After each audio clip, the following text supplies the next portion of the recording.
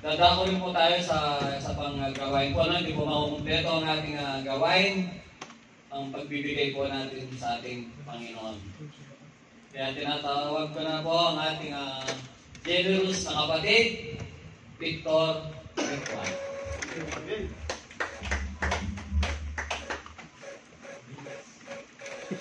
Handsome, ha?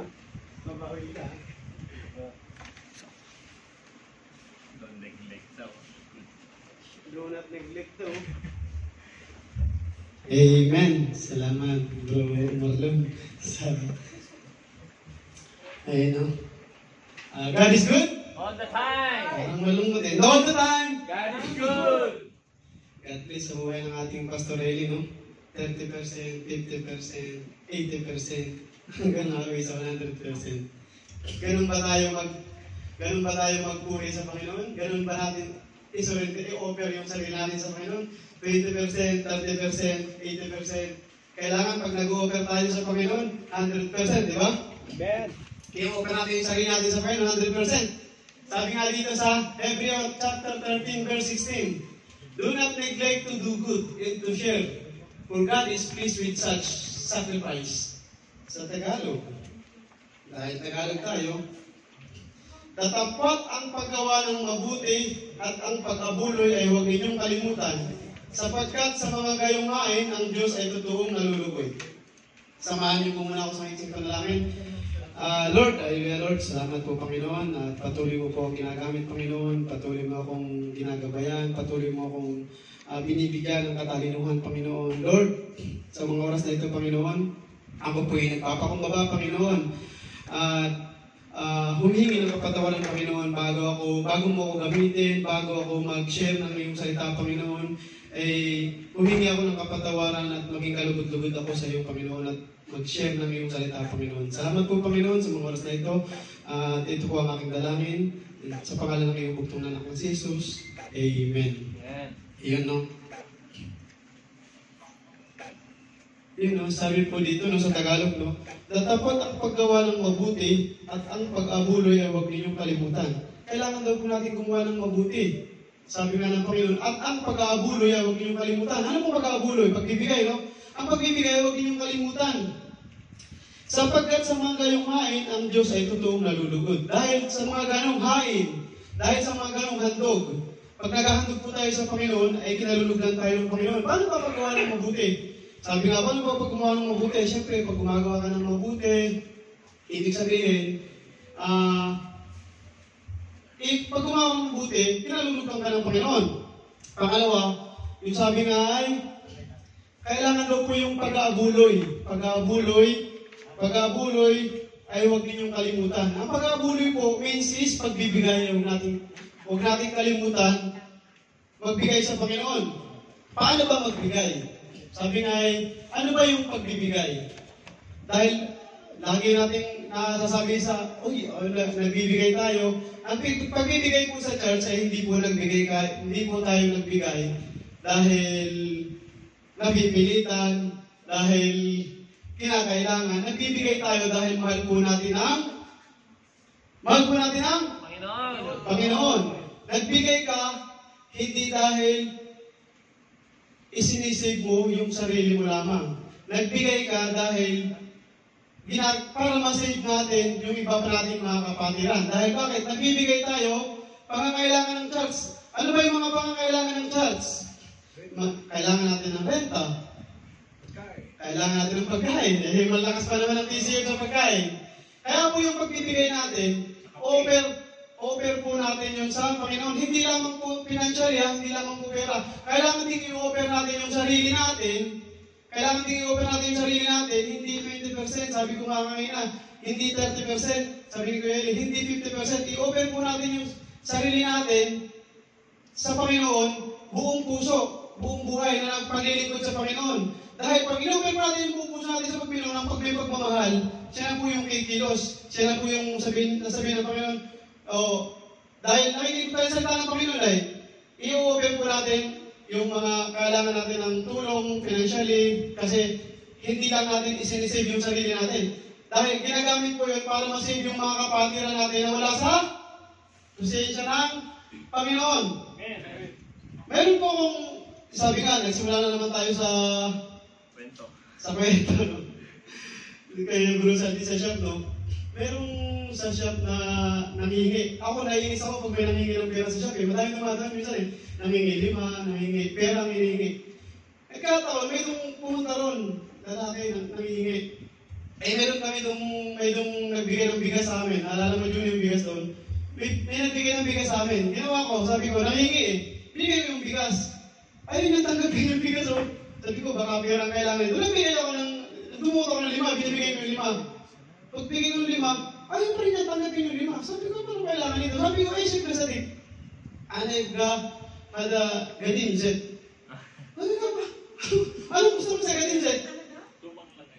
Yung lumalaki, di ba naalala mo yung Rosette? Yung binibigyan mo ng bigas, hindi niya tinanggap, binibigyan mo ng 5, hindi tinanggap. Ang gusto ko, yung lumang langis. Ay, sabi, ano gagawin mo sa lumang langis? Ipapahid niya dun sa kanyang mga balat kasi nadadry, natutuyo. Sabi nga ni Kuya lang natutuyo. Gamot yung hinihingi niya. Sabi ko, ilan bang gusto mo? O, idol ba, etinol ba, arbol ba? Ilan mo? Basuya bas, anay ga. Gamot, sabi niya. Sabi, papahid daw niya, gamot daw yun para bumaling. Doon ako nag-isip na hindi pala lahat nangihingi. Tayo, bilang isang Kristyano, nangihingi tayo kay Lord. Lord, bigyan mo ako ng biyaya, bigyan mo ako ng blessing. Pinagkalooban na tayo ng biyaya ng Panginoon eh. Pinagkalooban na, bigyan natin lahat. Kumakain tayo 3 times, 4 times, 5 times a day. Meron tayong mga kasuotan, meron tayong mga ano. Ang lahat ng hinihingi natin sa Panginoon, ay puro biyaya, puro blessing. Pero yung tao, dapat ganun tayo. Yung mindset natin, ang hingin natin sa Panginoon, hindi lang puro biyaya, hindi financially, hindi pagkain, hindi damit, hindi kasuotan. Ang hingin natin sa Panginoon ay kagalingan. Dahil tayo po natin may sakit. Sa totoo, sabi nga kayo, lahat ay mga kasalanan. Pag lumapit po tayo sa Kanya, i-offer po natin yung sarili natin sa Panginoon, i-offer natin sa Panginoon, Lord, nag-o-offer ako, hindi para ma-save yung sarili ko. Lord, nag-o-offer ako para makasave pa ako ng iba pang mga kapatid na nawawala sa presensya mo. Kaya nga may ito tayong ginagamit dito, Bible exhortation, Word of God, dahil bakit? Para makapagbahagi sila ng mga word, para gamitin sila ng Panginoon, para dumami tayo. Ganun po, i-offer po natin yung sarili natin, mag-offer po tayo sa Panginoon, hindi para isave yung sarili natin. Dahil pagka kayo po, ay kinalugdan ng Panginoon, ibibigay po ng lahat, ibibigay po. Pag kinalugdan kayo ng Panginoon, sabi nga eh, to do good and share, mag-share kayo, dahil pag sinakripisyo yung sarili ninyo, i-please po tayo ng Panginoon. Malulugod po sa atin ng Panginoon. Amen. Kaya, i-offer po natin yung mga kaloob natin, hindi para sa isave yung sarili natin, para makapag-save pa tayo ng iba pang mga kaluluwa. Amen? Amen. Sige po, mag-offer po tayo. Lord.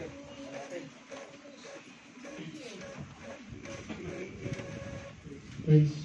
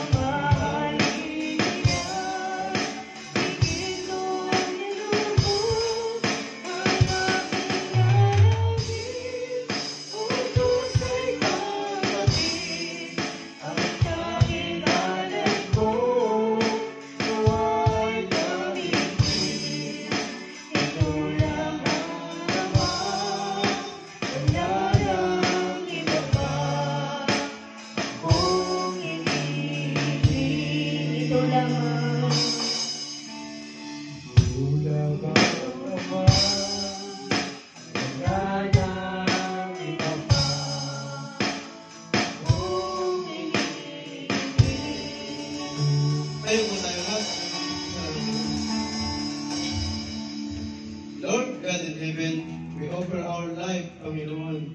In-offer po namin ang aming mga sarili, Panginoon, dahil po Ikaw ang aming Diyos. Diyos na makapangyarihan, Ikaw po ang Diyos na lumikha ng lahat, Panginoon. Lord, salamat po, Panginoon, sa mga kapatiran, Panginoon, na nag-offer, Panginoon, hindi lang po, Panginoon, financially, ganoon din po ang aming sarili, Panginoon, na i-offer namin, Panginoon, upang gamitin mo kami, Panginoon. Gamitin mo kami bilang isang servant, Panginoon. At maging kalugod-lugod, Panginoon, sa iyong harapan, Panginoon. Salamat po, Panginoon, sa iyong pagmamahal, sa iyong biyaya, Panginoon. At dinala mo ang mga kapatiran, Panginoon. Hindi lang, Panginoon, para isip ang kanyang sarili, Panginoon. Kundi nagbigay sila financially, Panginoon, upang makatulong, Panginoon, sa mga kapatiran na nawawala sa creation mo, Panginoon, or nakakalimot, Panginoon, sa iyong pangalan, Panginoon. Tulungan mo po, Panginoon, ang bawat isa. Tulungan mo po, Panginoon, ang mga kapatiran. At pinapanalangin din namin, Panginoon, ang mga kapatiran na hindi na nakakating, Panginoon. Gamitin mo, Panginoon, ang mga kapatid na nandito, Panginoon, upang maibahagi, Panginoon, ang iyong salita. Panginoon, na maibahagi, Panginoon, ang iyong pagmamahal, Panginoon, hindi lang financially, Panginoon, bagkus ay ang iyong salita, Panginoon, na aming patuloy na inihayag, Panginoon. Salamat po, Panginoon, sa mga pinagamit mo. Salamat sa mga kapatiran na nagbigay financially, Panginoon. Salamat, Panginoon, sa mga pastors, Panginoon, na naghahayag patuloy na ginagamit mo, Panginoon.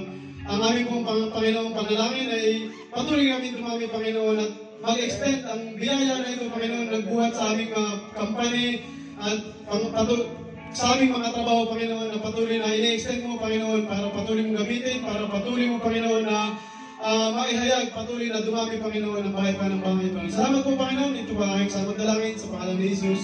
Amen.